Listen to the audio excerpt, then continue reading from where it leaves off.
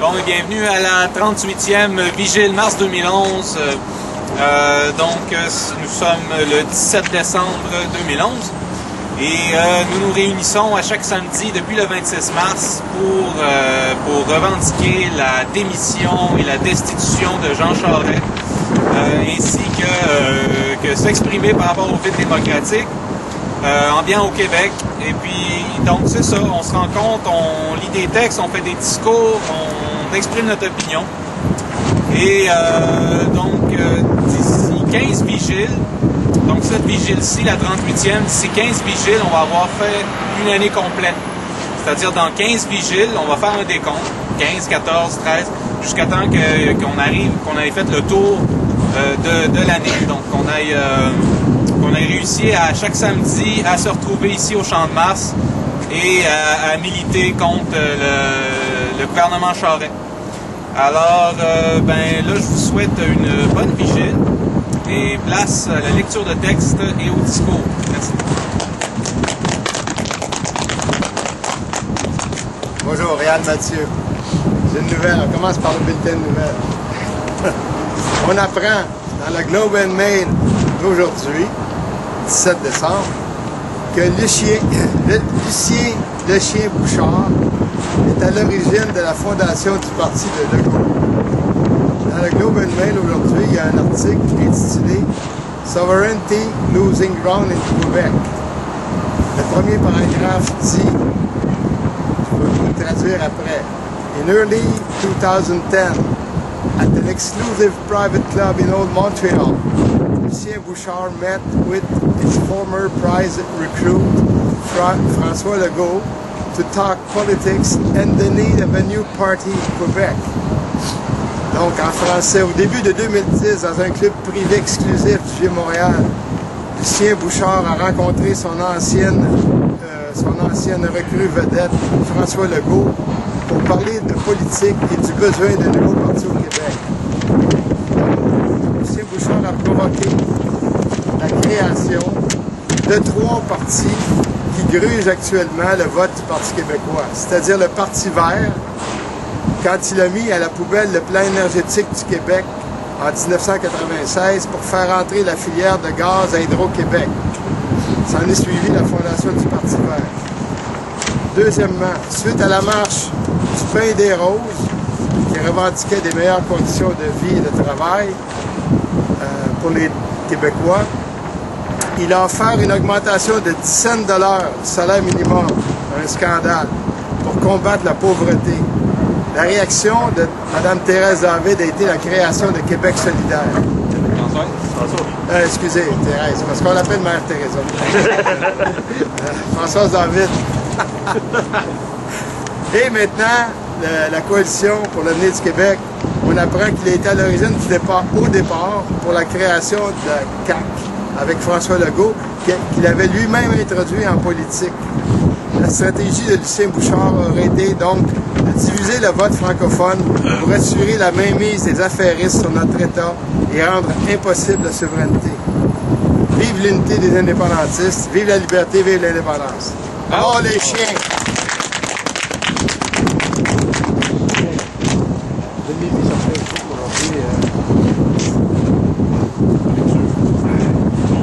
Des lectures pour 1 heure, hein? Oui, oui. Ah, t'en as oui, je l'ai bien. Oui. Bon, alors, c'est le temps d'aller prendre un café, ce qu'il fait. Alors, Thierry Vincent, c'est le feuilleton hebdomadaire, l'art de la guerre.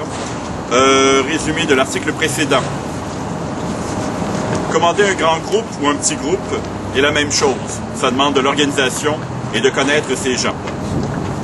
L'attaque doit toujours se faire sur 2 plans, à découvert et en secret. Les combinaisons possibles entre ces 2 types d'attaques, qui doivent se faire en même temps, sont infinies et doivent être adaptées aux circonstances. Le général retient sa force, et quand il la relâche, elle doit être irrésistible. Plus que cela, le général doit non seulement savoir faire se mouvoir ses troupes, mais attirer celles de l'ennemi là où il le veut. Article 6. Du plein et du vide. Donc, c'est l'art de la guerre tel que traduit par le père Amyot en 1772. Sun Tzu dit Une des choses les plus essentielles que vous ayez à faire avant le combat, c'est de bien choisir le lieu de votre campement. Pour cela, il faut user de diligence. Il ne faut pas se laisser prévenir par l'ennemi.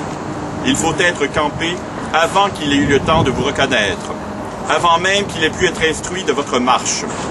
La moindre négligence de ce genre peut être pour vous de la dernière conséquence. En général, il n'y a que du désavantage à camper après les autres. Celui qui est capable de faire venir l'ennemi de sa propre initiative le fait en lui offrant quelque avantage, et celui qui est désireux de l'en empêcher le fait en le blessant. Celui qui est chargé de la conduite d'une armée ne doit point se fier à d'autres pour un choix de cette importance. Il doit faire quelque chose de plus encore. S'il est véritablement habile, il pourra disposer à son gré du campement même et de toutes les marches de son ennemi. Un grand général n'attend pas qu'on le fasse aller, il sait faire venir. Si vous faites en sorte que l'ennemi cherche à se rendre de son plein gré dans les lieux où vous voulez précisément qu'il aille, faites en sorte aussi de lui aplanir toutes les difficultés et de lever tous les obstacles qu'il pourrait rencontrer. De crainte qu'alarmé par les impossibilités qu'il suppute ou les inconvénients trop manifestes qu'il découvre, il renonce à son dessein. Vous en serez pour votre travail et pour vos peines, peut-être même pour quelque chose de plus. La grande science est de lui faire vouloir tout ce que vous souhaitez qu'il fasse et de lui fournir, sans qu'il s'en aperçoive, tous les moyens de vous seconder. Après que vous aurez ainsi disposé du lieu de votre campement et de celui de l'ennemi lui-même, attendez tranquillement que votre adversaire fasse les premières démarches. Mais en attendant, tâchez de l'affamer au milieu de l'abondance, de lui procurer du tracas dans le sein du repos, et de lui susciter 1000 terreurs dans le temps même de sa plus grande sécurité. Si, après avoir longtemps attendu, vous ne voyez pas que l'ennemi se dispose à sortir de son camp, sortez vous-même du vôtre. Par votre mouvement, provoquez le sien. Donnez-lui de fréquentes alarmes. Faites-lui naître l'occasion de faire quelque imprudence dont vous puissiez tirer du profit. S'il s'agit de garder, gardez avec force. Ne vous endormez point. S'il s'agit d'aller, allez promptement. Allez sûrement par des chemins qui ne soient connus que de vous. Rendez-vous dans des lieux où l'ennemi ne puisse pas soupçonner que vous ayez dessein d'aller.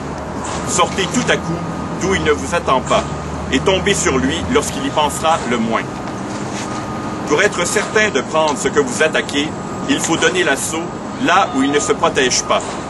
Pour être certain de garder ce que vous défendez, il faut défendre un endroit que l'ennemi n'attaque pas.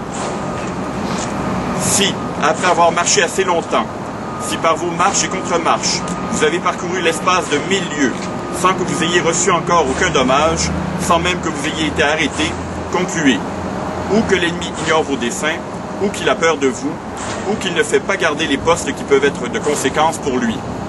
Évitez de tomber dans un pareil défaut. Le grand art d'un général est de faire en sorte que l'ennemi ignore toujours le lieu où il aura à combattre, et de lui dérober avec soin la connaissance des postes qu'il fait garder. S'il en vient à bout, et qu'il puisse cacher, de même jusqu'au moindre de ses démarches, ce n'est pas seulement un habile général, c'est un homme extraordinaire, c'est un prodige. Sans être vu, il voit. Il entend sans être entendu. Il agit sans bruit et dispose comme il lui plaît du sort de ses ennemis. De plus, si les armées étant déployées, vous n'apercevez pas qu'il y a un certain vide qui puisse vous favoriser, ne tentez pas d'enfoncer les bataillons ennemis. Si, lorsqu'ils prennent la fuite, ou qu'ils retournent sur leurs pas, ils usent d'une extrême diligence et marchent en bon ordre, ne tentez pas de les poursuivre. Si vous les poursuivez, que ce ne soit jamais ni trop loin, ni dans les pays inconnus.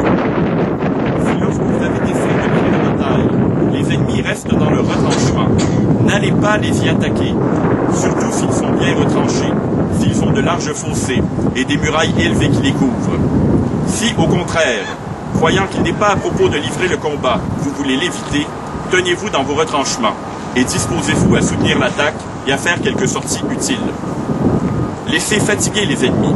Attendez qu'ils soient ou en désordre ou dans une très grande sécurité. Vous pourrez sortir alors et fondre sur eux avec avantage. Ayez constamment une extrême attention à ne jamais séparer les différents corps de vos armées. Faites qu'ils puissent toujours se soutenir aisément les uns les autres. Au contraire, Faites faire à l'ennemi le plus de diversion qu'il se pourra. S'ils se partagent en 10 corps, attaquez chacun d'eux séparément, avec votre armée tout entière. C'est le véritable moyen de combattre toujours avec avantage. De cette sorte, quelque petite que soit votre armée, le grand nombre sera toujours de votre côté. Que l'ennemi ne sache jamais comment vous avez l'intention de le combattre, ni la manière dont vous vous disposez à l'attaquer ou à vous défendre. Car s'il se prépare au front, ses arrières seront faibles. S'il se prépare à l'arrière, son front sera fragile. S'il se prépare à sa gauche, sa droite sera vulnérable. S'il se prépare à sa droite, sa gauche sera affaiblie. Et s'il se prépare en tout lieu, il sera partout en défaut. S'il ignore absolument, il fera de grands préparatifs, il tâchera de se rendre fort de tous les côtés. Il divisera ses forces, et c'est justement ce qui fera sa perte. Pour vous, n'en faites pas de même. Que vos principales forces soient toutes du même côté. Si vous voulez attaquer de front, faites choix d'un secteur et mettez à la tête de vos troupes tout ce que vous avez de meilleur. On résiste rarement à un premier effort, comme au contraire on se relève difficilement quand on a d'abord du dessous. L'exemple des braves suffit pour encourager les plus lâches. Ceux-ci suivent sans peine le chemin qu'on leur montre, mais ils ne sauraient eux-mêmes le frayer. Si vous voulez faire donner l'aile gauche, tournez tous vos préparatifs de ce côté-là et mettez à l'aile droite ce que vous avez de plus faible. Mais si vous voulez vaincre par l'aile droite, que ce soit à l'aile droite aussi que soient vos meilleures troupes et toute votre attention. Celui qui dispose de peu d'hommes doit se préparer contre l'ennemi. Celui qui en a beaucoup doit faire en sorte que l'ennemi se prépare contre lui. Ce n'est pas tout. Comme il est essentiel que vous connaissiez à fond le lieu où vous devez combattre, il n'est pas moins important que vous soyez instruit du jour, de l'heure, du moment même du combat. C'est une affaire de calcul sur laquelle il ne faut pas vous négliger. Si l'ennemi est loin de vous, sachez, jour par jour, le chemin qu'il fait. Suivez-le pas à pas, quoiqu'en apparence vous restiez immobile dans votre camp. Voyez tout ce qu'il fait, quoique vos yeux ne puissent pas aller jusqu'à lui. Écoutez tous les discours, quoique vous soyez hors de portée de l'entendre. Soyez témoin de toute sa conduite. Entrez même dans le fond de son cœur pour y lire ses craintes ou ses espérances. Pleinement instruit de tous ses desseins, de toutes ses marches, de toutes ses actions, vous le ferez venir chaque jour précisément où vous voulez qu'il arrive. En ce cas, vous l'obligerez à camper de manière que le front de son armée ne puisse pas recevoir le secours de ceux qui sont à la queue, que l'aile droite ne puisse pas aider l'aile gauche, et vous le combattrez ainsi dans le lieu et au temps qui vous conviendront le plus. Avant le jour déterminé pour le combat, ne soyez ni trop loin ni trop près de l'ennemi. L'espace de quelques lieues seulement est le terme qui doit vous en approcher le plus, et 10 lieues entières sont le plus grand espace que vous devez laisser entre votre armée et la sienne. Ne cherchez pas à avoir une armée trop nombreuse. La trop grande quantité de monde est souvent plus nuisible qu'elle n'est utile. Une petite armée bien disciplinée est invincible sous un bon général. À quoi servaient au roi Dieu les belles et nombreuses cohortes qu'il avait sur pied lorsqu'il était en guerre contre le roi de Hou? Celui-ci, avec peu de troupes, avec une poignée de monde, le dompta, et ne lui laissa de tous ses états qu'un souvenir amer et la honte éternelle de les avoir si mal gouvernés. Je dis que la victoire peut être créée, même si l'ennemi est en nombre. Je peux l'empêcher d'engager le combat, car s'il ignore ma situation militaire, je peux faire en sorte qu'il se préoccupe de sa propre préparation. Ainsi, je lui ôte le loisir d'établir les plans pour me battre. 1. Détermine les plans de l'ennemi et tu sauras quelle stratégie sera couronnée de succès et celle qui ne le sera pas. 2. Perturbe-le et fais-lui dévoiler son ordre de bataille. 3. Détermine ses dispositions et fais-lui découvrir son champ de bataille. 4. Mets-le à l'épreuve et apprends où sa force est abondante et où elle est déficiente. 5. La suprême tactique consiste à disposer ses troupes sans forme apparente. Alors les espions les plus pénétrants ne peuvent fureter et les sages ne peuvent établir des plans contre vous. 6. C'est selon les formes que j'établis des plans pour la victoire. Mais la multitude ne le comprend guère. Bien que tous puissent voir les aspects extérieurs, personne ne peut comprendre la voie selon laquelle j'ai créé la victoire. 7. Et quand j'ai remporté une bataille, je ne répète pas ma tactique, mais je réponds aux circonstances selon une variété infinie de voies. Cependant, si vous n'aviez qu'une petite armée, n'allez pas mal à propos vouloir vous mesurer avec une armée nombreuse. Vous avez bien des précautions à prendre avant que d'en venir là. Quand on a les connaissances dont j'ai parlé plus haut, on sait s'il faut attaquer ou se tenir simplement sur la défensive. On sait quand il faut rester tranquille et quand il est temps de se mettre en mouvement. Et si l'on est forcé de combattre, on sait si l'on sera vainqueur ou vaincu. Avoir simplement la contenance des ennemis, on peut conclure sa victoire ou sa défaite, sa perte ou son salut. Encore une fois, si vous voulez attaquer le premier, ne le faites pas avant d'avoir examiné si vous avez tout ce qu'il faut pour réussir. Au moment de déclencher votre action, lisez dans les premiers regards de vos soldats. Soyez attentifs à leurs premiers mouvements. Et par leur ardeur ou leur nonchalance, par leur crainte ou leur intrépidité, concluez au succès ou à la défaite. Ce n'est point un présage trompeur que celui de la première contenance d'une armée prête à livrer le combat. Il en est tel qui, ayant remporté la plus signalée victoire, aurait été entièrement défaite si la bataille s'était livrée un jour plus tôt ou quelques heures plus tard. Il en doit être des troupes à peu près comme d'une eau courante. De même que l'eau qui coule évite les hauteurs et se hâte vers les pays plats, de même une armée évite la force et frappe la faiblesse. Si la source est élevée, la rivière ou le ruisseau coule rapidement. Si la source est presque de niveau, on s'aperçoit à peine de quelques mouvements. S'il se trouve quelque vide, l'eau le remplit d'elle-même dès qu'elle trouve la moindre issue qui la favorise. S'il y a des endroits trop pleins, l'eau cherche naturellement à se décharger ailleurs. Pour vous, si en parcourant les rangs de votre armée, vous voyez qu'il y a du vide, il faut le remplir. Si vous trouvez du surabondant, il faut le diminuer. Si vous apercevez du trop haut, il faut l'abaisser. S'il y a du trop bas, il faut le relever. L'eau dans son cours suit la situation du terrain dans lequel elle coule. De même, votre armée doit s'adapter au terrain sur lequel elle se meut. L'eau qui n'a point de pente ne saurait couler. Des troupes qui ne sont pas bien conduites ne sauraient vaincre. Le général habile tira parti des circonstances même les plus dangereuses et les plus critiques. Il saura faire prendre la forme qu'il voudra, non seulement à l'armée qu'il commande, mais encore à celle des ennemis. Les troupes, quelles qu'elles puissent être, n'ont pas des qualités constantes qui les rendent invincibles. Les plus mauvais soldats peuvent changer en bien et devenir d'excellents guerriers. Conduisez-vous conformément à ce principe. Ne laissez échapper aucune occasion lorsque vous la trouverez favorable. Les 5 éléments ne sont pas partout, ni toujours également purs. Les 4 saisons ne se succèdent pas de la même manière chaque année. Le lever et le coucher du soleil ne sont pas constamment au même point de l'horizon. Parmi les jours, certains sont longs, d'autres courts. La lune croît et décroît et n'est pas toujours également brillante. Une armée bien conduite et bien disciplinée imite à propos toutes ces variétés. Merci. Il y a quelqu'un a quelque chose? Moi, Réal Mathieu. Je voudrais vous lire un article qui est paru sur Régine aujourd'hui. Ou hier, là, je ne suis pas certain. Non, hier, oui. Donc, hier, c'était le 238e anniversaire du début des États-Unis, si on peut dire.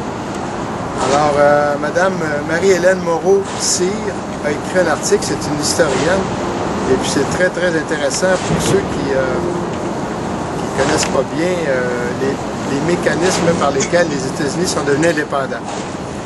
Alors, ça commence comme ça. Les 13 colonies de Nouvelle-Angleterre situées le long de l'Atlantique commençaient à être sérieusement exaspérées. La Nouvelle-France était tombée entre les mains anglaises. À présent, il s'agit pour les Anglais d'y maintenir à tout prix la paix, afin d'empêcher toute opposition naissante chez les habitants, composés de Français, soit originaires de France et arrivés récemment, soit nés sur le sol de la colonie, tous parlant leur langue française. C'est-à-dire pas loin de 70 000 âmes. Les autorités anglaises espèrent que cette population s'agrandira rapidement avec une arrivée massive de colons anglais, attirés par le commerce et l'agriculture. Cela leur permettrait de contrebalancer aisément la petite population francophone et pourquoi pas par la suite, la population anglophone ne serait-elle pas supérieure dans des délais rapides. Les premiers anglophones sur le sol de la Nouvelle-France sont à peine évalués à 600. Mais ils réclament par de violentes pétitions que seules les lois anglaises soient utilisées et qu'il n'existe qu'une seule assemblée où seuls, eux, les anglophones, eux, les anciens sujets, aient le droit d'être élus.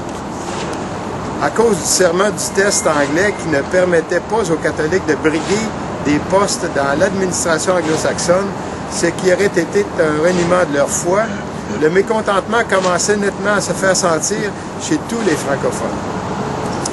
Pendant qu'ils subissent tous ces changements blessants et regrettables, les 13 colonies de la Nouvelle-Angleterre subissent elles aussi des changements majeurs. En effet, la guerre de 7 ans, appelée French and Indians War, opposant la Grande-Bretagne à la France et à l'Espagne, avait vidé terriblement les caisses de la couronne britannique, et cela d'autant plus qu'elle avait mis tous les moyens financiers possibles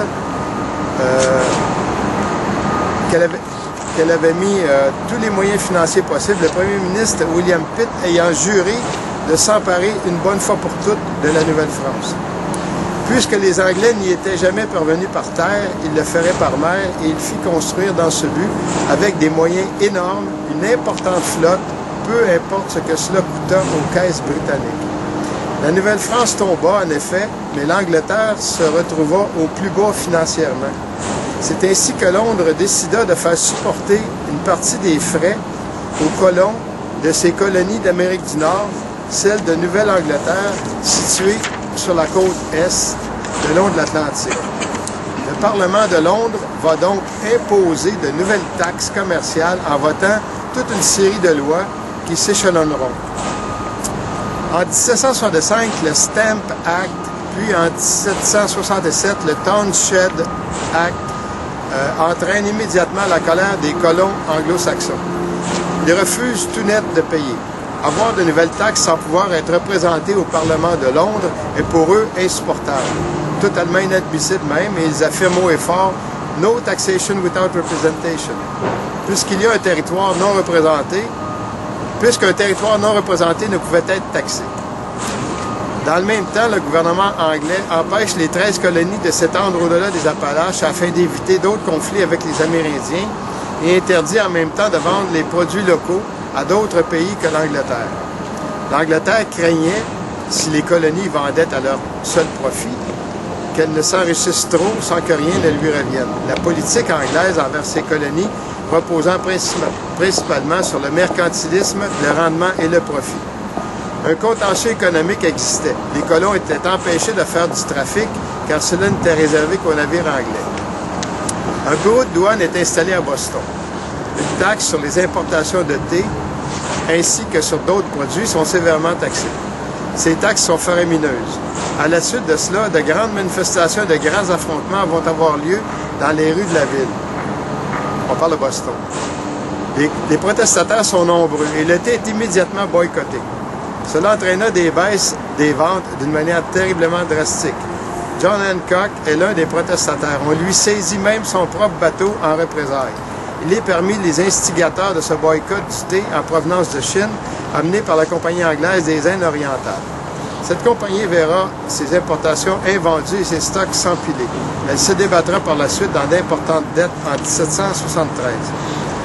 Les colons vont alors manifester partout et avec virulence leur exaspération. En Virginie, le député Patrick Henry appelle à la désobéissance civile. Tous multiplient les actes de provocation. Ils installent des mâts de la liberté, surmontés de masques grossiers, afin de démontrer l'autoritarisme borné de Londres. Ils s'en prennent aux percepteurs d'impôts en les suspendant en haut des mâts et en les recouvrant de goudron et de plumes. Londres, malgré tout, se voit obligé de marquer devant son mécontentement un net recul en annulant le Stamp Act. Mais cela ne l'empêche pas de remettre en 1768 de nouvelles taxes et de nouvelles lois sur toutes les importations nécessaires et vitales pour les colons. Alors, le 5 mars 1770, lors d'une manifestation, a lieu le Bloody Massacre. L'armée britannique fonce avec une grande violence dans la foule, tire sur les manifestants, les chargeant même à la baïonnette. Il y aura 5 morts et de nombreux blessés, ce qui entraînera une fois encore un immense ressentiment contre Londres. À la suite de cela, les colons s'organisent. On parle toujours des colons américains. Ils décident lors de l'Assemblée du Massachusetts de rédiger un cahier de doléances pour le roi. Mais, à sa réception, le roi George III rejette cette demande, légitimement faite, d'une plus grande autonomie et déclare les colonies britanniques en état de rébellion. Il n'y a plus qu'à réunir les armes, c'est ce à quoi ils vont désormais s'employer. Les affrontements de Boston, le 5 mars 1770, annoncent bien réellement la prochaine révolte, et même une véritable révolution conduisant à la séparation des 13 colonies. Ce vent de révolte, qui avait commencé à souffler au-dessus des colonies anglaises, n'était pas prêt de cesser. Le temps passe, rien ne semble s'arranger au cours des mois. Ainsi, le 16 décembre, donc c'était l'anniversaire hier, 16 décembre 1773, un groupe de colons se déguise en Haudenosaunee, c'est des Iroquois, de la tribu des Agnironons, des Mohawks, choisis fort justement parce que les puritains anglo-saxons en avaient une terreur affreuse. Dès qu'ils les voyaient fondre sur leur bourgade avec leur terrible peinture de guerre et leur non moins épouvantable hurlement. Cela les glaçait de froid, sachant trop bien ce qui les attendait s'ils étaient faits prisonniers, le moindre mal étant en fin de compte d'être tués sur place au cours du combat. Grimés ainsi, ils envahissent un navire de la Compagnie des Indes qui venait tout juste d'entrer dans le port, ouvrent sans bruit les tonneaux remplis de thé, jettent 346 caisses de thé par-dessus bord et referment soigneusement les tonneaux vides. La Gazette de Québec rapportera les faits sous le titre « La populace de Boston jette à la mer une cargaison de thé pour protester contre une nouvelle taxe. » Mais en représailles, le port de Boston est fermé immédiatement afin de ruiner toute la ville. La rupture avec la métropole anglaise va se produire définitivement lors de la réunion des représentants des colonies au Congrès de Philadelphie en 1774. Les colons décident alors très nettement de quel côté ils veulent être. Les colons rebelles se retrouvèrent un pourcentage conséquent, soit d'environ 40 à 45 %. Ils se désignèrent sous le terme de « fils de la liberté » ou « patriotes ». Ils se préparèrent à prendre les armes, tandis que les Anglais les appelèrent « insurgents », les insurgés. Ceux parmi les colons britanniques qui rejetèrent et s'opposèrent à l'indépendance et à la scission avec Londres furent appelés loyalistes parce qu'ils avaient voulu rester fidèles et loyaux à l'égard de l'Angleterre. Il n'était cependant qu'un petit pourcentage, environ à peine 15 à 20 %. Les colons loyalistes se tournèrent vers l'Empire britannique et allèrent prêter main forte aux soldats anglais contre les insurgés. C'est pourquoi, en conclusion, les historiens anglais purent affirmer que la guerre d'indépendance américaine fut une guerre civile entre loyalistes et patriotes, et non une révolution contre Londres, ce que c'était pourtant sans aucune ambiguïté. Les insurgés, qui avaient le droit et le devoir de se révolter,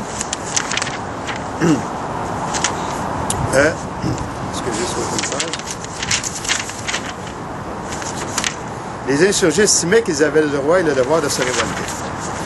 Depuis 1775, alors que la guerre d'indépendance faisait des orages, Thomas Paine, pamphlétaire et révolutionnaire, prend parti pour les insurgés dans son livre « Sens commun ». C'est un long plaidoyer pour la rupture avec la Grande-Bretagne dans lequel les arguments sont particulièrement convaincants. Citation, « N'est-il pas ridicule qu'une aussi petite île règne sur tout un continent, affirme-t-il. Puis il ajoute, rester anglais entraînerait les mêmes guerres européennes, ce qui serait très mauvais pour le commerce. Ou d'autres arguments encore, la société représente tout ce qui est bon pour elle-même, le gouvernement, tout ce qui est mauvais. George Washington aurait, paraît-il, lu le Sens commun, il aurait été fortement conforté par Paine et s'en serait inspiré. Le ministère anglais ne prenait pas cette révolte au sérieux. Il ne pensait pas avoir affaire à une résistance importante. Mais les colonies prirent une décision capitale à laquelle personne n'avait pensé au commencement du conflit. Dès juin 1776, la Virginie se dota d'une déclaration des droits de l'homme, puis 5 représentants furent chargés de préparer l'ébauche de la déclaration unilatérale d'indépendance, dont Adam Smith, Benjamin Franklin, mais elle sera rédigée au final par Thomas Jefferson. Ce texte sera largement influencé par la philosophie des Lumières, influencé également par la Confédération des 5 nations Haudenosaunee, devenue depuis quelques années, avec le retour de la colonie de Caroline, de leurs parents, les Tuscaroras, les 6 nations. Ces nations étaient organisées autour d'une constitution, la Grande Loi de l'Unité appelée Gaia Nashagowa. Thomas Jefferson rendra hommage aux Amérindiens par cette phrase remplie d'admiration. « Je suis convaincu que les sociétés indiennes vivant sans gouvernement ont un degré de bonheur bien supérieur à ceux qui en ont un. » Le texte fut approuvé le 4 juillet 1776 au Congrès de Philadelphie. Il signera la rupture définitive des 13 colonies avec l'Angleterre.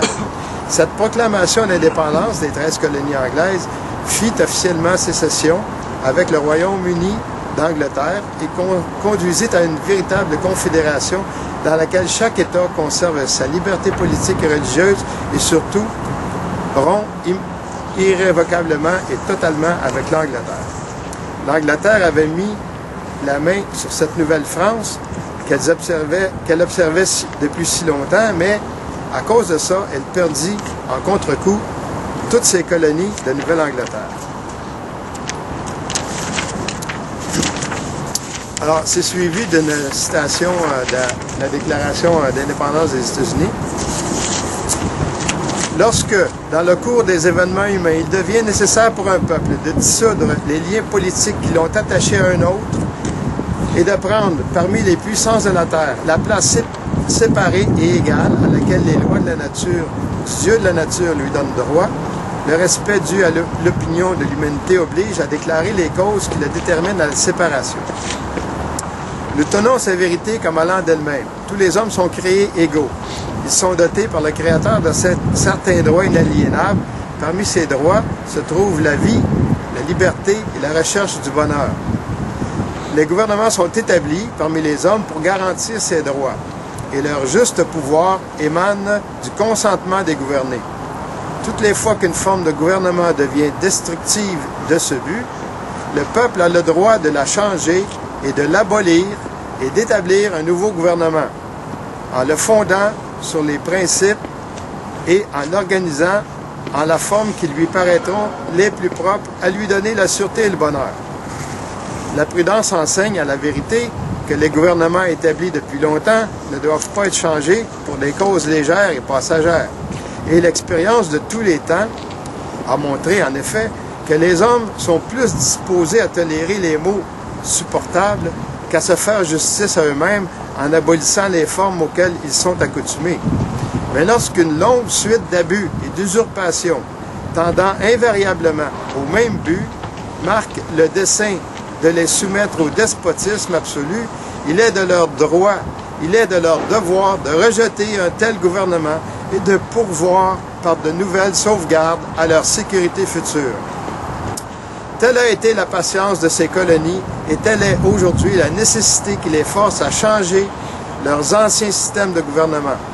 L'histoire du roi actuel de Grande-Bretagne est l'histoire d'une série d'injustices et d'usurpations répétées qui toutes avaient pour but direct l'établissement d'une tyrannie absolue sur ces États. Pour le prouver, soumettons les faits au monde impartial. Il a refusé sa sanction aux lois les plus salutaires et les plus nécessaires au bien public. Il a défendu à ses gouverneurs de consentir à des lois d'une importance immédiate et urgente, à moins que leur mise en vigueur ne fût suspendue jusqu'à l'obtention de sa sanction. Et des lois ainsi suspendues, il a absolument négligé d'y donner attention. Il a refusé de sanctionner d'autres lois pour l'organisation des grands districts, à moins que le peuple de ces districts n'abandonnât le droit d'être représenté dans la législature, droit inestimable pour un peuple, qui n'est redoutable qu'aux tyrans. Il a convoqué des assemblées législatives dans des lieux inusités, incommodes et éloignés des dépôts de leur registre public, dans la seule vue d'obtenir d'elles, par la fatigue, leurs adhésions à ces mesures. À diverses reprises, il a dissous les chambres de représentants parce qu'elles s'opposaient avec une mâle fermeté à ces empiètements sur les droits du peuple. Après ces dissolutions, il a refusé pendant longtemps de faire élire d'autres chambres de représentants et le pouvoir législatif, qui n'est pas susceptible d'anéantissement, est ainsi retourné au peuple tout entier pour être exercé par lui, l'État restant dans l'intervalle exposé à tous les dangers d'évasion du dehors et de convulsion au-dedans. Fin de la citation. Alors, ça, c'est une partie de la Déclaration d'indépendance des États-Unis. En tout cas, on peut voir des parallèles entre la lutte pour l'indépendance des États-Unis et celle du Québec. C'est intéressant de comprendre que le fait que les Anglais ont conquis la Nouvelle-France, ça les a fait perdre les États-Unis. C'est parce que ça leur a coûté tellement cher qu'ils ont été obligés de taxer les colons pour rembourser les dettes de guerre. Puis les colons, ils l'ont pas pris, ils sont soulevés. Aussi, point de vue historique, il y a quelque chose qui n'est pas très connu, c'est que la tactique, c'est William Pitt, le premier ministre dans ce temps-là, qui a décidé de construire une énorme flotte pour venir s'emparer de la Nouvelle-France. C'est une stratégie, disons, assez géniale, il faut le reconnaître. Ce qui se passait à ce moment-là, c'est que la France, elle, se préparait à envahir l'Angleterre. Et le premier ministre britannique et donc était en guerre un peu partout, aux Indes, en Australie, en Amérique du Nord et en Europe. Et William Pitt a élaboré la stratégie suivante. Il a gardé un espèce de rideau de force un peu partout, alentour de l'Angleterre et dans ses colonies, pour faire semblant pour dissimuler sa stratégie. Et, subrepticement, il a envoyé une énorme armée en Nouvelle-France.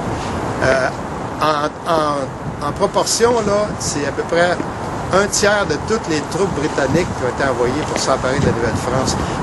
Pour réussir ça, il a dégarni son front en Europe et aux Indes. Et bon, c'est une stratégie qui a été victorieuse. Alors, ça fait penser beaucoup aux lectures de Sun Tzu. Parce que les Français, ils l'ont vraiment pas vu venir, celle-là. Les Français, eux, pendant ce temps-là, au lieu de préparer la défense de la Nouvelle-France, ont continué à préparer l'invasion de l'Angleterre. Alors, ils ont été, ici, on dit, pour les partisans du hockey, ils ont été out-coachés.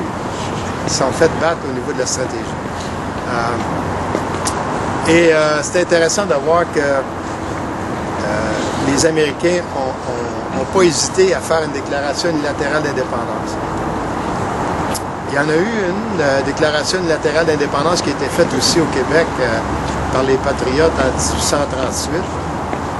Elle n'a pas eu un grand avenir. Et il y en a une qui a été faite récemment par M. Jean-Luc Deveau, ici au Québec. J'ai le texte, là, peut-être tout à l'heure, je pourrais vous le lire. C'est pas très long. Merci.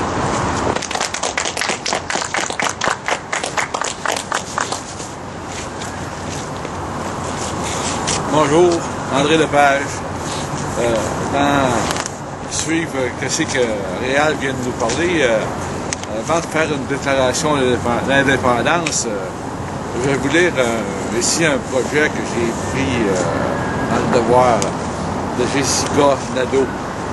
Un projet radical de pouvoir aux citoyens. Et les trois paragraphes suivants sont très importants. Moi, je les trouve importants. C'est écrit, c'est André Larocque qui a été interviewé. La première étape vers une réforme des institutions démocratiques au Québec est de se donner une constitution, estime André Larocque, ancien sous-ministre de la réforme sous le gouvernement de René Lévesque.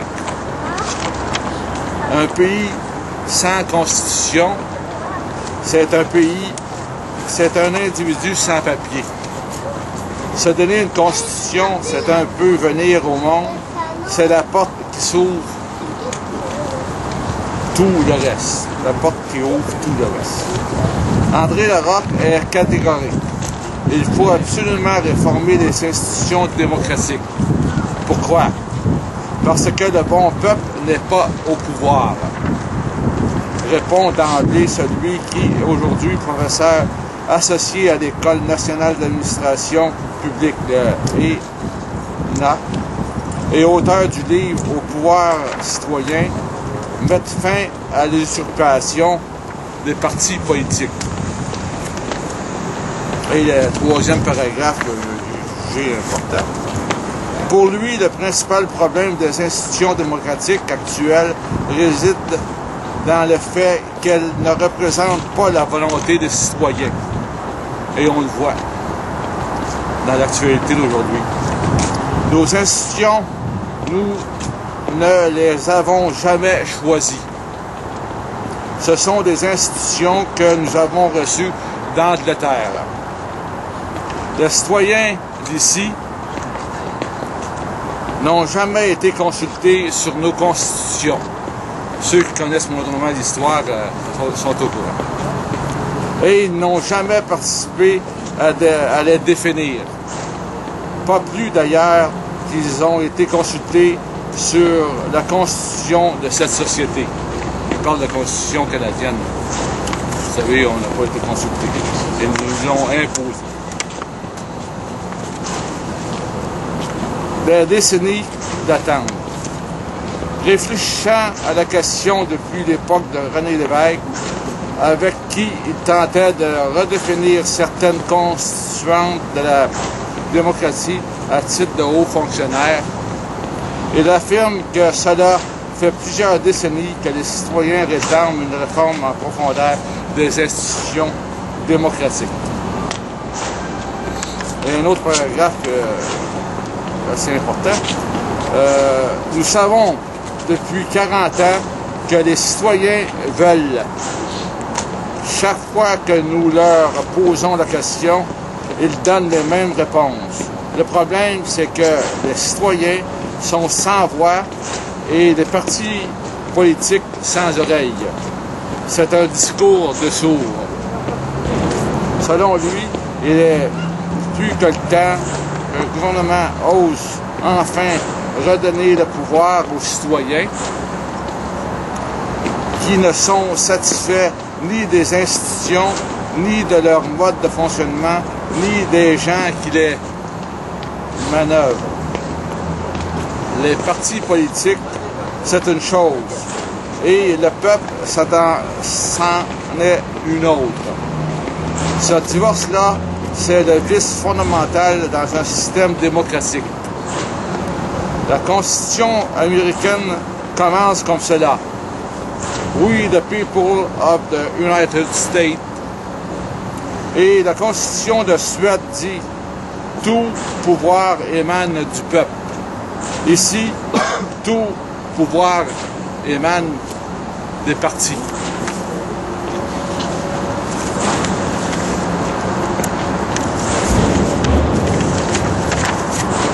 Les partis politiques.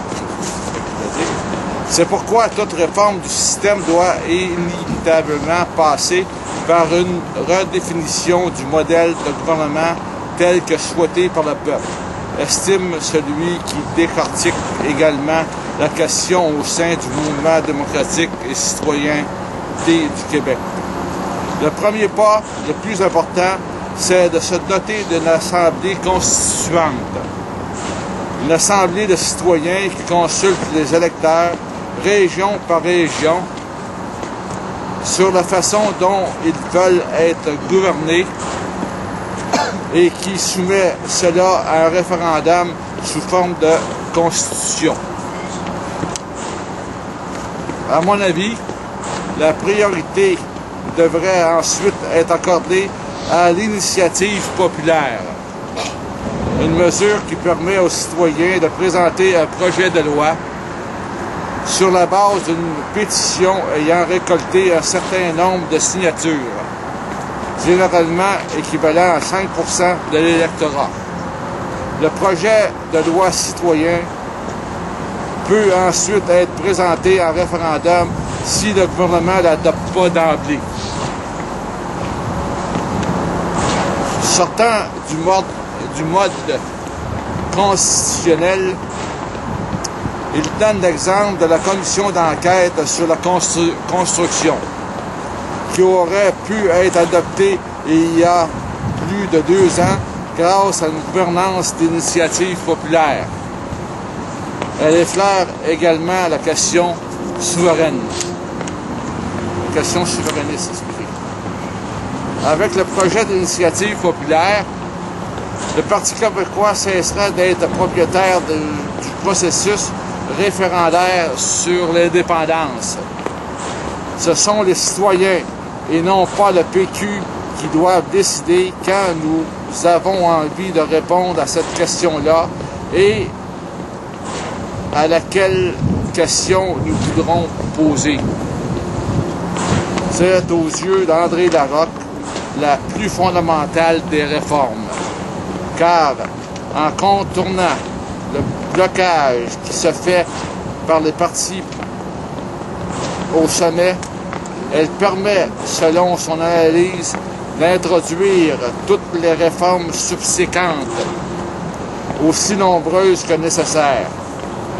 Elle a le mérite d'avoir déjà fait ses preuves, notamment en Colombie-Britannique, en Saskatchewan, en Suisse et dans les 2 tiers des États américains. Ça, vous savez que c'est que je parle, c'est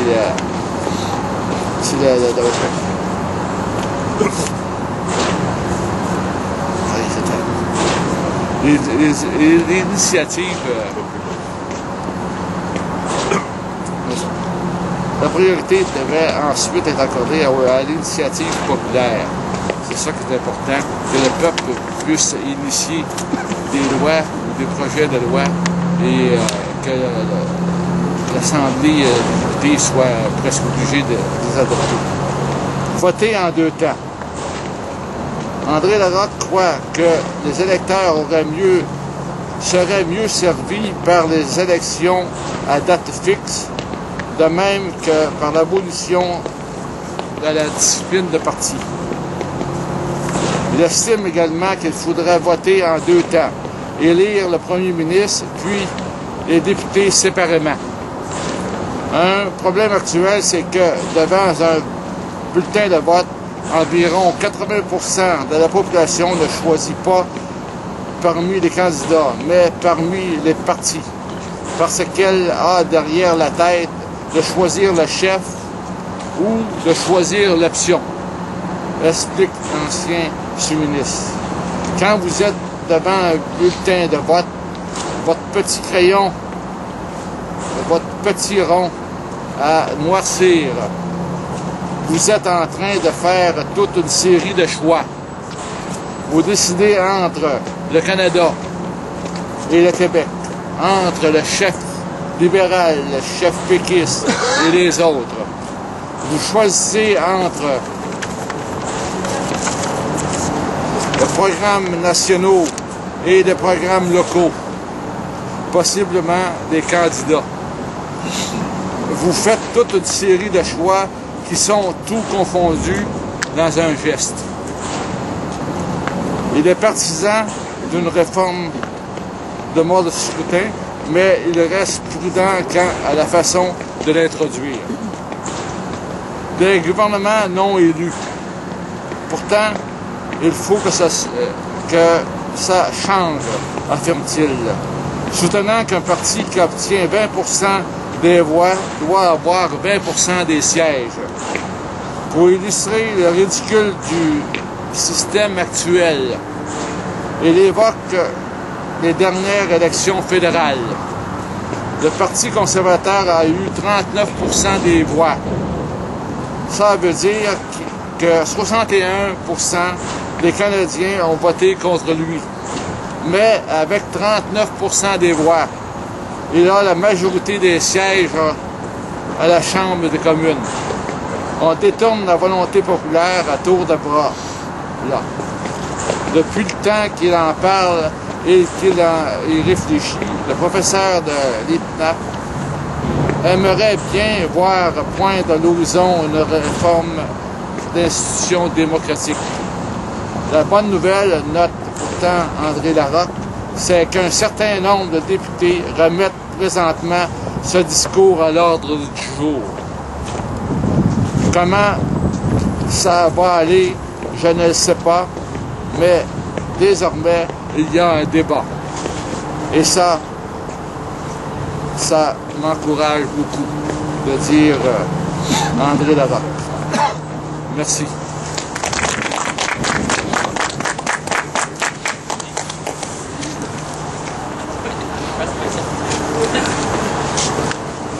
Quelqu'un d'autre, un texte ou un discours? Je dirais texte nouvelle, ouais. Ça va être après les textes et les discours. C'est bon. Quelqu'un d'autre, un texte ou un discours? Ah ben écoute, Place à la parole libre. Réal a quelque chose d'autre? Ben, tu me prends pas. Je te prends. D'ailleurs, je vais y aller avant parce que peut-être je vais m'en aller. Ok. Ça va me prendre 3 minutes. Lisez ça. Bon. Moi, c'est 2 nouvelles brèves et Votre nom? bien positives. Ton nom? Jacinthe Lafresnaye. C'est juste mentionner que la station de Champ de Marche, ici, la station de métro, elle a été jugée dans les 15 premières plus belles au monde. Je ne sais pas entre le 1 et le 15 quel rang que c'est, là, mais grâce à Marcel Ferron, elle est dans les 15 premières plus belles au monde. Donc, bravo Marcel Ferron, ça nous entend de là-haut. Là. Marcel Ferron, c'est-tu parent avec le docteur Ferron? Je pense que c'était sa sœur, Ça sent. mais ils sont décédés tous les deux. Ah.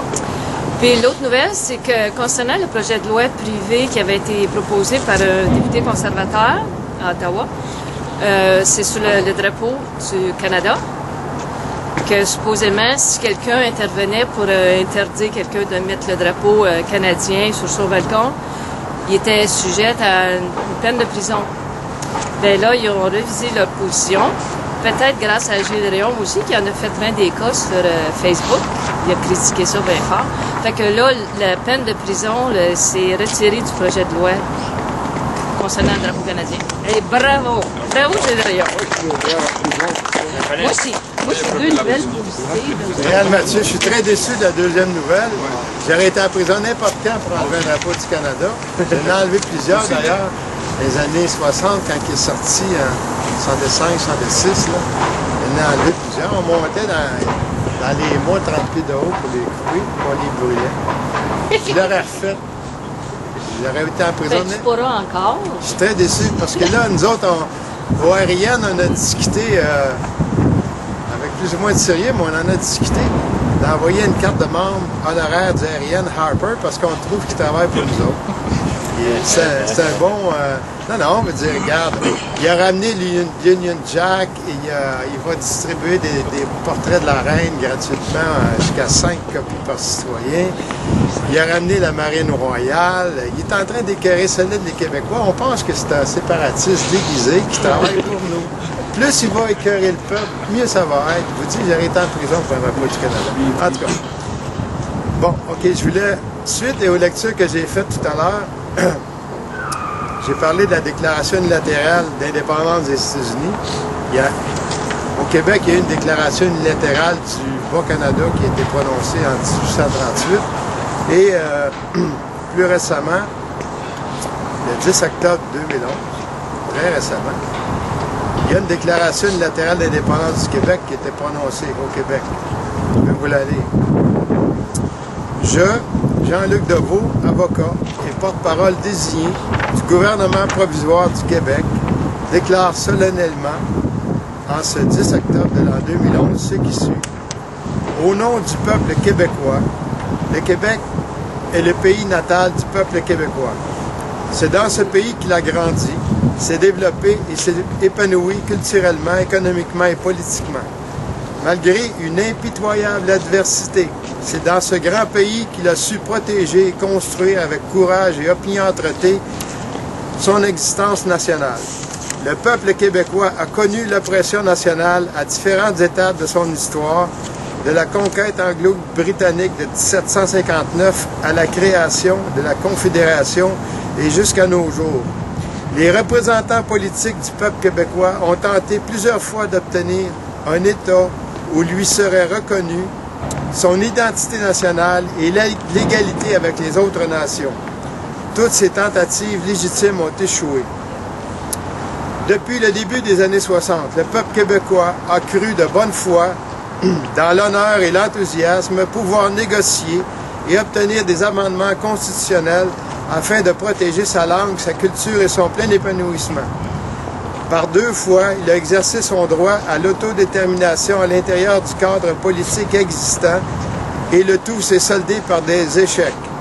Aujourd'hui, le peuple québécois proclame devant la communauté internationale que, malgré toutes les formes d'oppression nationale subies, l'exercice de sa souveraineté est incessible, imprescriptible, inaliénable et indivisible. Le Québec appartient au peuple québécois aujourd'hui, demain et pour toujours. Le peuple québécois, comme tous les peuples du monde, est à la recherche du bonheur, de la prospérité pour les enfants, les femmes et les hommes qu'il compose. Pour le peuple québécois, le bonheur et la prospérité résident dans la création de l'État du Québec pleinement souverain. Le peuple québécois, par ses différentes expériences politiques et historiques vécues, était arrivé à un rendez-vous avec l'histoire. Puisque le peuple québécois est, politiquement, l'unique détenteur de sa souveraineté, le moment est venu pour lui d'utiliser son droit politique à l'autodétermination et à l'indépendance politique de son État du Québec. Le peuple québécois réaffirme avec force de conviction son droit incessible, imprescriptible, inaliénable et indivisible de créer en sol québécois l'État souverain du Québec. Comme devoir de civilisation, au nom du peuple québécois souverain, nous déclarons l'existence de l'État du Québec sur tout l'espace territorial, maritime et aérien du Québec, avec pour capitale politique la ville de Québec. L'État du Québec appliquera sur son territoire les plus hauts niveaux de démocratie, de droit et de liberté, avec la mission de protéger son intégrité territoriale et de travailler à maintenir la paix dans le monde entre les nations. L'État du Québec reconnaîtra tout État qui le reconnaîtra, et ce, afin de développer des relations amicales avec les autres peuples épris de justice, de démocratie et de respect mutuel. L'État du Québec présentera une demande formelle d'adhésion à l'Organisation des Nations Unies, à l'Organisation des États américains, à l'Organisation internationale de la francophonie, ainsi qu'à toute autre organisation internationale qui jugera pertinent, et ce, pour le développement et le mieux-être du peuple québécois. En tenant compte de ce qui précède, solennellement, au nom du peuple québécois, je signe, en ce jour du 10 octobre de l'an 2011, la Déclaration unilatérale d'indépendance du Québec. Maître Jean-Luc Deveau, vive le peuple québécois, vive l'État du Québec. Alors, ce document-là a autant de légitimité que la Déclaration unilatérale d'indépendance des États-Unis, parce qu'au moment où elle a été faite aux États-Unis, elle n'a pas été faite par des gens élus, c'était l'initiative de personnes qui n'étaient pas des députés ou quoi que ce soit. C'est comme ça que ça commence. Bravo.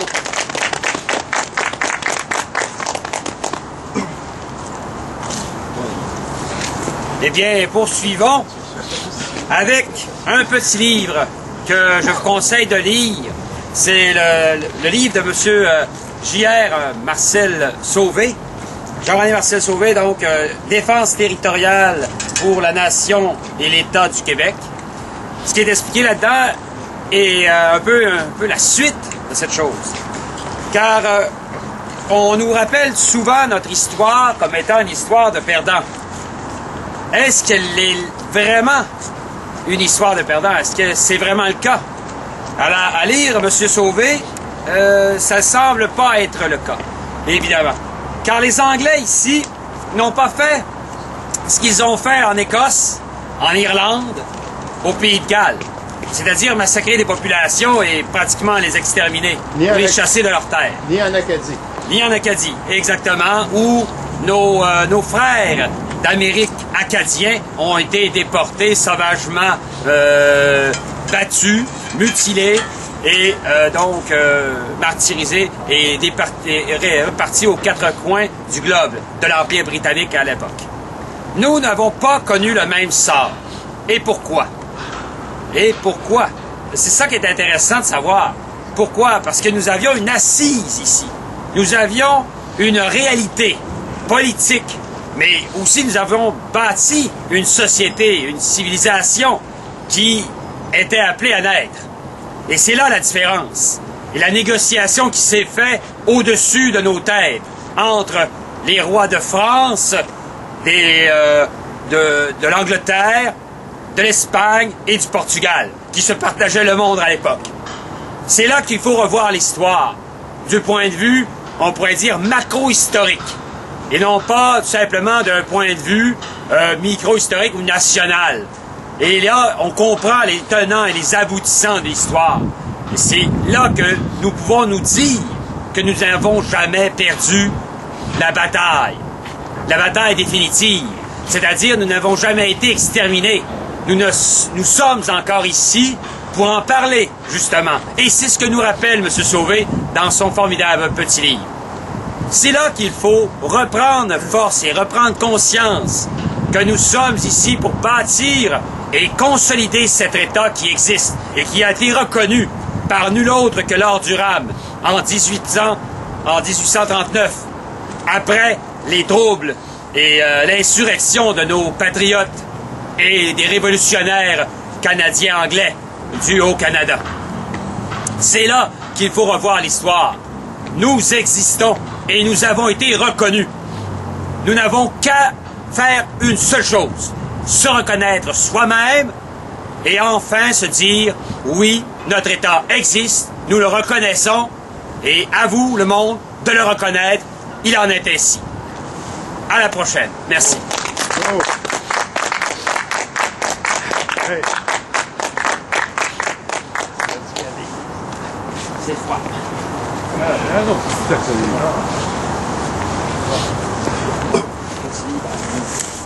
Bonjour, André Lepage.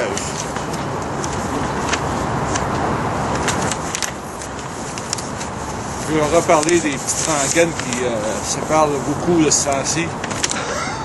Un autre texte que j'ai corrigé dans le Journal de Montréal de Mathieu Brock-Côté. À propos, l'article est titré « À propos de la guerre contre Noël ». Cela fait plusieurs années que j'ai écrit un papier en décembre à propos de la guerre contre Noël. En 2011, j'espérais faire relâche. J'espérais que ce stupide acharnement contre Noël cesserait. Je me trompais. Vendredi dernier, Service Canada faisait des manchettes. Imaginez un sapin de Noël. Vous y voyez matière à réjouissance, des cadeaux et un ange, pas Service Canada. Ces fonctionnaires y voient un symbole discriminatoire. Ils voulaient conséquemment interdire dans leur bureau. Et lundi, on apprenait que la ville Mont-Royal retirait la crèche devant son hôtel de ville. Pourquoi le maire, là, des revendications de certains musulmans demandant qu'on ajoute un symbole représentant l'islam, a décidé de sacrifier la crèche. C'est la politique à l'eau de Javel. Il n'y a rien d'exclusivement québécois à cela. Partout en Occident, on parle de la guerre contre Noël.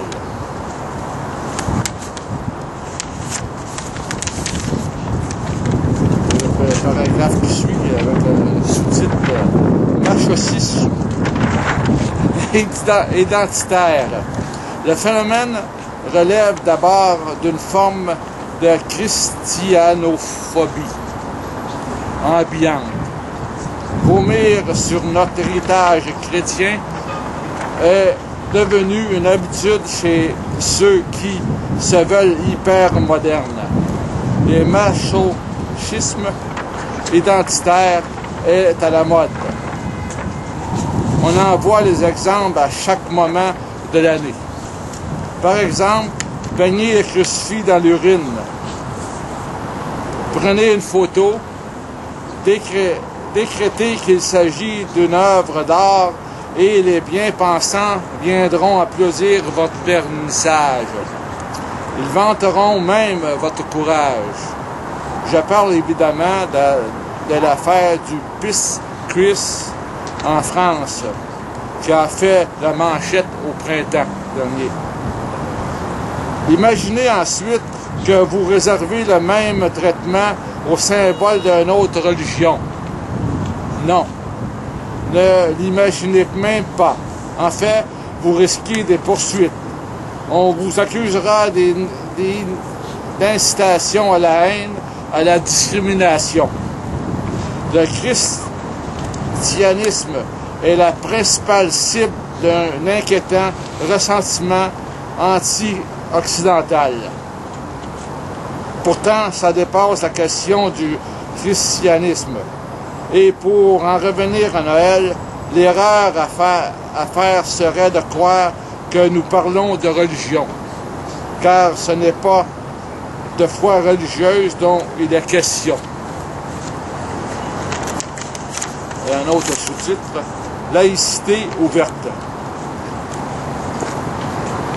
Les symboles de Noël ne sont pas attaqués en tant que symboles religieux, mais en tant que symbole identitaire de la culture majoritaire.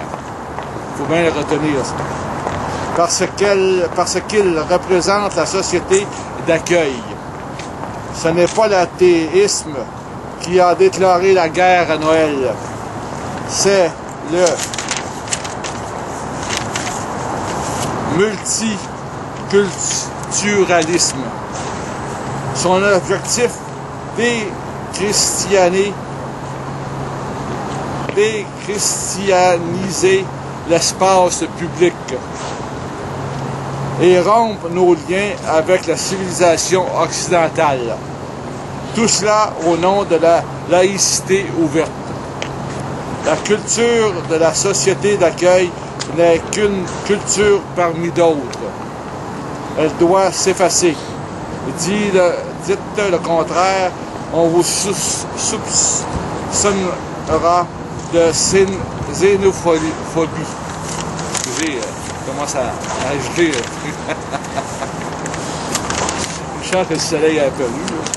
Ça me permet de mieux lire mon texte. Et cette guerre contre Noël serait pourtant sans résultat si elle rencontrait une certaine fermeté de nos élites.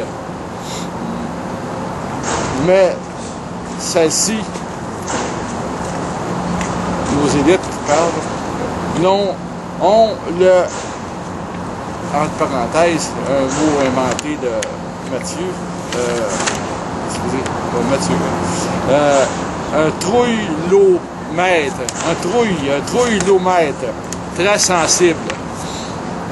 En fait, la guerre contre Noël met en scène la rage multiculturaliste des uns et la peur identitaire des autres. Soyons clairs, tous les citoyens sont légaux devant la loi. Cela va de soi, mais toutes les religions ne le sont pas devant l'identité.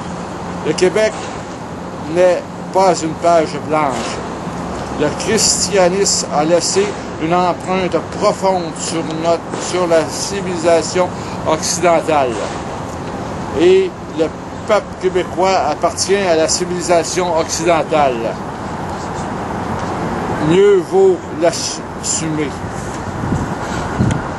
Il ne faut pas confondre ouverture à l'autre avec le reniement de soi. Mathieu Bock-Côté, Journal de Montréal, le 8 décembre. Bravo. 2000. Peuple debout, attend sa délivrance. Voilà. Livre chrétien.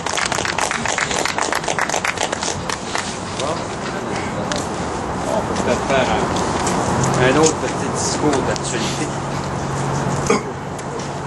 Bonjour, Jean-Claude Sylvainguet. J'aimerais vous parler un peu de l'actualité qui s'est déroulée cette semaine. Nous avons accueilli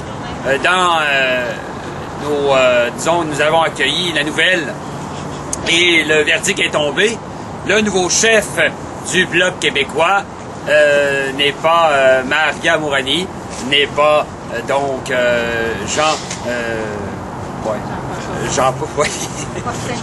Jean-François Fortin, ou un inconnu qui n'a pas pu se présenter, moi-même, Jean-Claude Sylvainguet, mais bien Daniel Payé. Alors, que pouvons-nous souhaiter à M. Payé? Ben, la meilleure des chances. La meilleure des chances de pouvoir reconstruire le mouvement, reconstruire le parti, le Bloc québécois, pour qu'il soit plus solide et plus, disons, à l'attaque. Et c'est là que c'est dans la position qu'il doit être, à l'attaque, face à nos ennemis, nos adversaires d'Ottawa et de Québec. Et c'est là qu'il faut que nous nous situons. car présentement, nous sommes attaqués de tous bords et de tous côtés, à gauche comme à droite, et même au centre, avec un illustre disons, un ancien péquiste qui se prétend ni à gauche ni à droite, ni solidaire, ni lucide. En fait, compte, il n'est nulle part. Et il est surtout dans la tête de l'autruche, dans le cul de l'autruche, on pourrait dire. Et c'est là qu'il se voile. Et nous avons vu la DQ subir une raclée dernièrement dans le comté de Bonaventure, où les libéraux, évidemment, ont été réélus, car l'intelligence et la clairvoyance de la population a décidé de ne pas aller voter. Mais ceux qui ont été les plus nombreux ont été les libéraux, fidèles à leur habitude d'aller voter dans le sens du pouvoir, car il n'y a que là que nous trouvons un nid douillet où on peut avoir des contrats faciles et obtenus avec quelques petites récompenses. Et là, nous avons vu la victoire des libéraux qui faisait élire un député aux méthodes et au passé un peu tordu. Ce sera un dossier à suivre, évidemment. Tous les députés libéraux n'ont pas, évidemment, les mains propres. Et nous avons vu avec Thomasy qui a passé comme un bouc émissaire. Et là, on va voir que toute cette affaire de corruption, de malversation, c'était l'ignoble affaire d'un seul homme, un surhomme, évidemment, Monsieur Thomas Thomasy. Et oui, donc il a vraiment eu un plan machiavélique de mettre le Québec à terre et de se servir de sa position stratégique pour obtenir des contrats pour ses amis. Alors qu'il n'en est rien, évidemment, il ne faut pas être dupe et il ne faut pas se leurrer. Il faut être à l'affût et en garde, car nos ennemis veillent sur notre butin, le butin du Québec qui est riche. Vous faire dire que vous êtes pauvres, ne les écoutez pas. Ne les écoutez pas surtout, car nous sommes riches de matières premières, riches de ressources naturelles, mais riches de ressources humaines. Et c'est là qu'il faut investir, plutôt que d'aller investir dans le Nord, et donc de dépenser des fortunes monumentales, prendre les ressources et les éparpiller à la grandeur du globe. Et non, il faut investir dans son éducation, dans sa ressource première, qui est le capital humain. C'est là que nous avons la richesse de demain. C'est là que nous avons notre prospérité. C'est là que se situe notre avenir, à tous, et l'avenir de nos enfants. C'est à ce moment-là que nous pourrons prendre évidemment en main notre destin. Ce n'est pas en allant prendre des ressources premières et d'aller vendre à tout vent et en récolter de maigres pitances et en se disant « Oh, que nous sommes riches de ces dividendes », alors que nous serons pauvres et évidemment nous aurons fait voler par une élite, voler par une oligarchie qui s'approprie les richesses du monde. Il ne nous faut pas être dupe, il faut être à l'avant-garde, il faut être vigilant. C'est la seule façon de vaincre ces scélérats, ces malfrats qui sont partout en train de vouloir nous dire que nous sommes des perdants, que nous ne valons rien, que nous ne sommes pas capables de nous assumer nous-mêmes, que nous ne sommes pas en mesure de prendre notre destin, d'être finalement maîtres chez nous. Merci.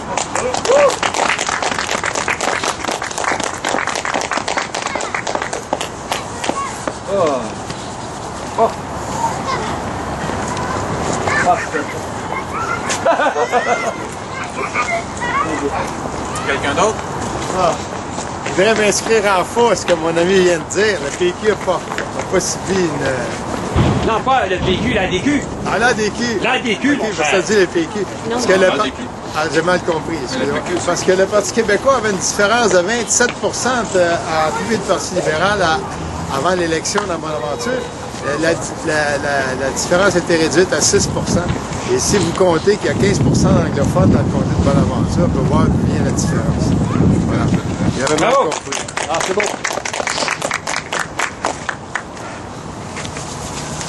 André Lepage. En étant dans Bonaventure, s'il y avait eu une coalition entre Québec solidaire et le Parti québécois, Et les sans-partis.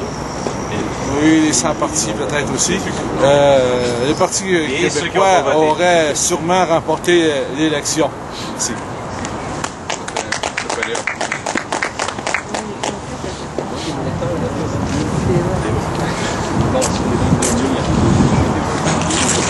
Je me trompe peut-être de sondage.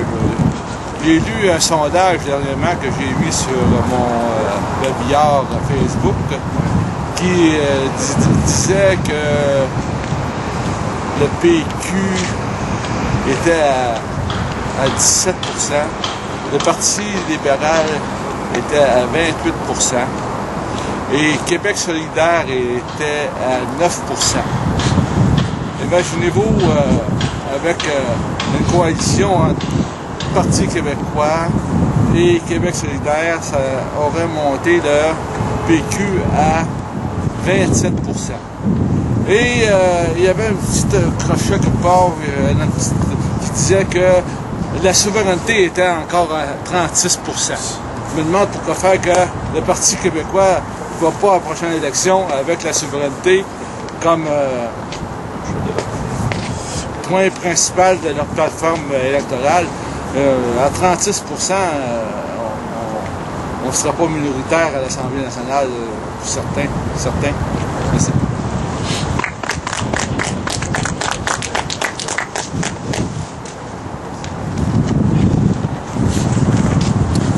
Bon. Tout le monde se sont exprimés.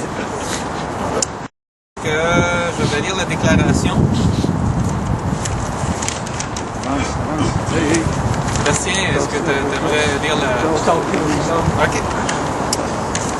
Donc, nous sommes arrivés à ce qui commence. Lorsqu'un gouvernement élu par le peuple cesse d'agir dans l'intérêt de celui-ci, ignore délibérément et obstinément les réclamations légitimes de celui-ci.